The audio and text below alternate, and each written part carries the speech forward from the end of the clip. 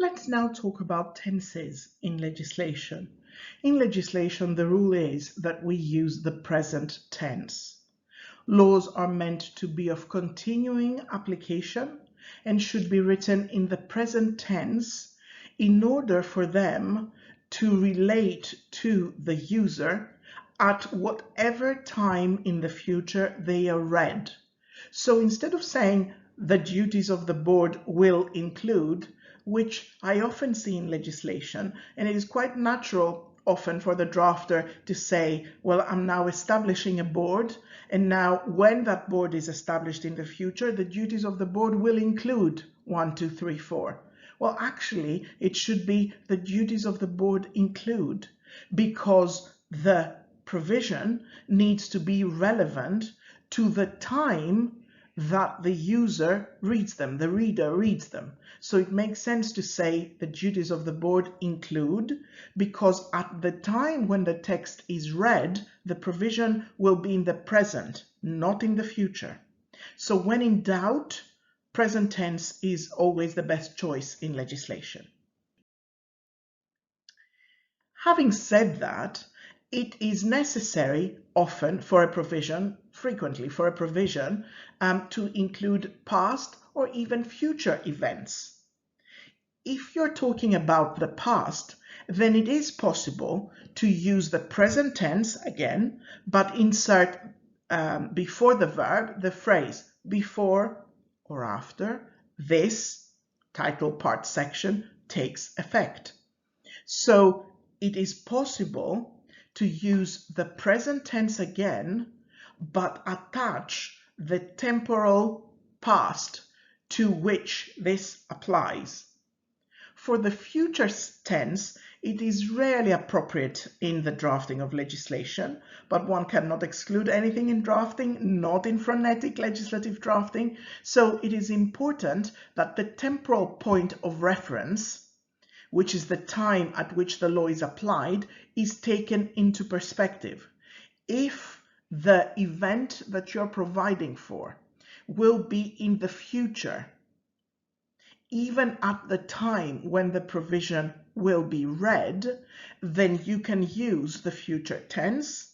As I say, it hasn't happened too often in my career, but it is important not to use the term shall to convey the future tense.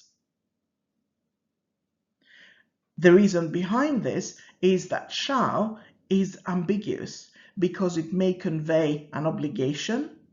I shall diet. I must diet.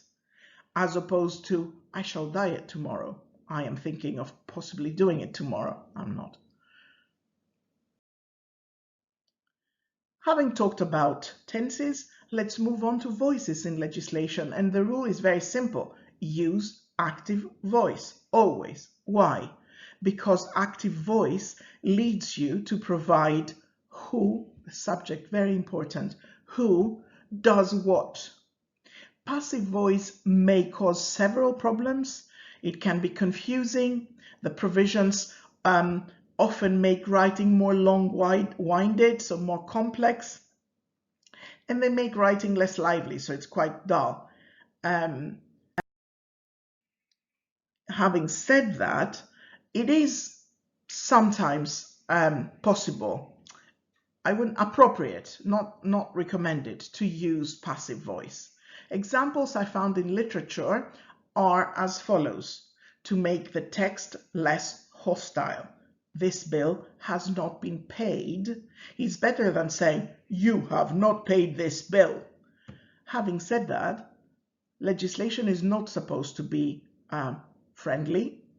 Hostile or not, it tells you exactly, or it should tell you exactly, what your rights and what your obligations are. So I am not buying the hostility argument for passive voice.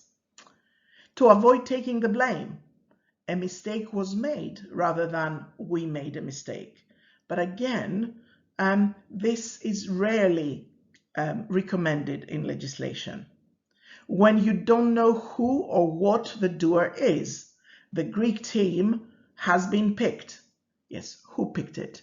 Again, In oral conversation, I can see the argument for this. It's just I don't think that it applies in legislation where objects and subjects more like, should be introduced with extreme clarity.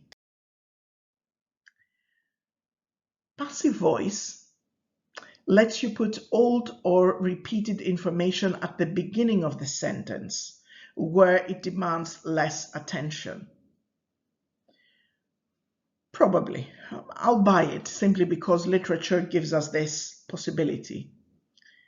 Passive voice can let you put a long string of nouns at the end of a sentence so that your reader will not have to work through the series before the verb. Again, I must say I don't buy this. If you have long strings of noun, then in my view, you can do a list in legislation rather than play with the tenses. Well, others say passive voice will help you avoid using gender-specific language, so he or she. So you can say a house that is bought rather than if he or if she buys a house. Gender-specific language is a topic very close to my heart, but as you might have noticed from the language that I use in these presentations, for me, it is the third plural that is better. So I would say, instead of saying exams passed, I would say if a student passes their examination, they are entitled to the degree of Masters in Law. When it simply sounds better, says bibliography. But again, and we're going back to Module 1, legislation is not an art. It is not there to aesthetically please. It is there to function. As a result, I have personally no concerns as to whether it sounds good or not. The question is, does it work? Is it effective? Can it contribute to regulatory efficacy? In any case, whenever you use passive voice for any reasons that seem rational or appropriate to you, make certain that any duty or permission is clearly assigned, either in the passive sentences or in one of the sentences nearby. If the passive voice does not solve any specific problem for you, then simply don't use it. It is very, very rare that in legislation passive voice will make any sense, apart from, and that is also partially, for gender inclusivity. Let's look at styles. Positive style, always the best. If you don't send your payment, we won't be able to renew your membership of the scheme. All you need to say is, please send your payment so that we can renew your membership of the scheme. Easy. Or, persons other than the primary beneficiary may not receive these dividends. There's no need to be negative. You can say only the primary beneficiary may receive these dividends. We've talked about syntax, and it is rather difficult to teach about syntax when one is not quite sure of the parameters of the language in which legislation will be drafted.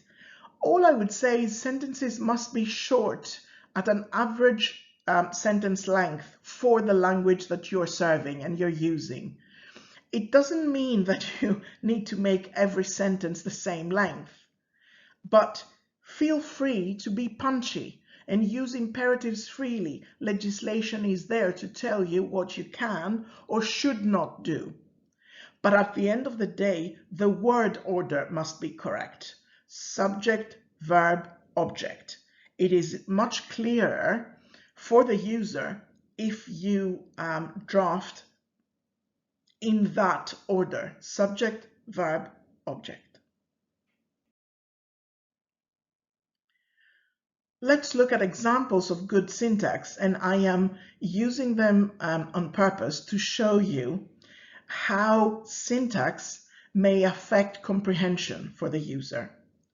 So holders of the Class A and Class B1 certificates will be entitled to receive on each payment date, to the extent monies are available therefore, but not more than the Class A certificate balance or Class B1 certificate balance then outstanding, a distribution. Let me catch my breath. What they would have said was Class A and Class B1 certificate holders will receive a distribution on each payment date if cash is available on this date for their class. Rather simpler, don't you think?